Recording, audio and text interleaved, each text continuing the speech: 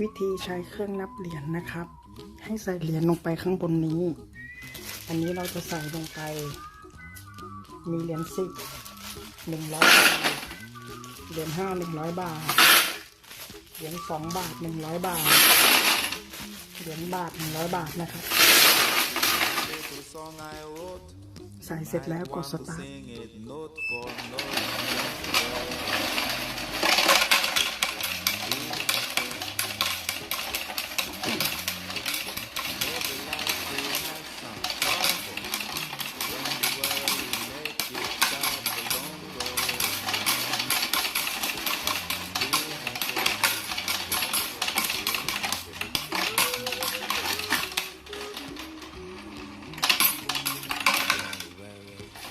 เครื่องจะแยกเหรียญให้เราตามช่องนะครับเหรียญ10เหรียญ5เหรียญบาท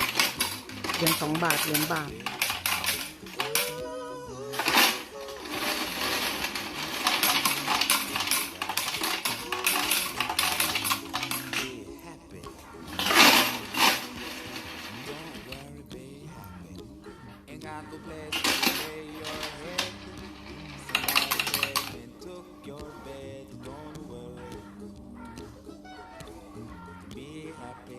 รอให้เครื่องหยุดก่อนนะครับ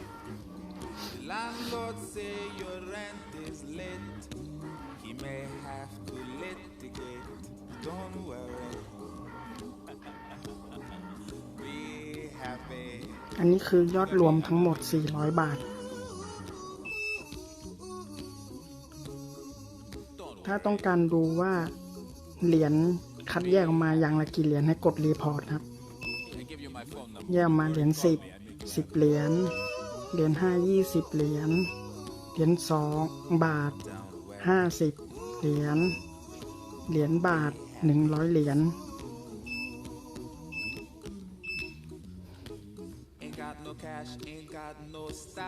ถ้าต้องการกำหนดจำนวนเหรียญนะครับให้ออกมา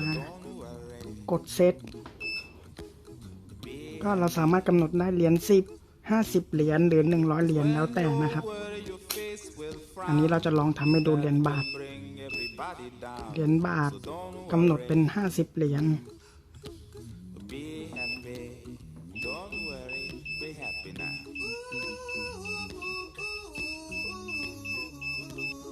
เรากำหนดเหรียญบาทเป็น50เหรียญนะครับ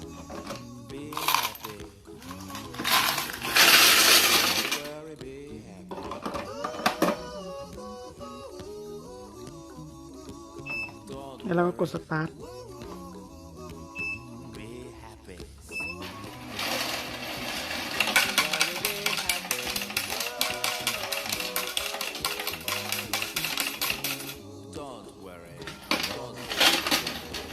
พอครบ50เหรียญแล้วเครื่องก็จะหยุดนะครับ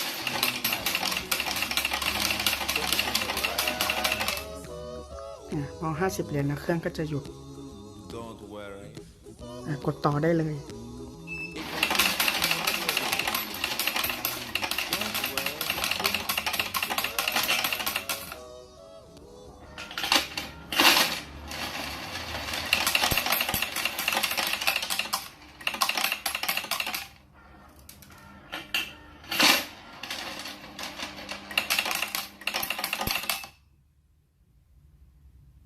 เรียบร้อยนะครับวิธีใช้เครื่องนับเหรียญก็มีเท่านี้ครับ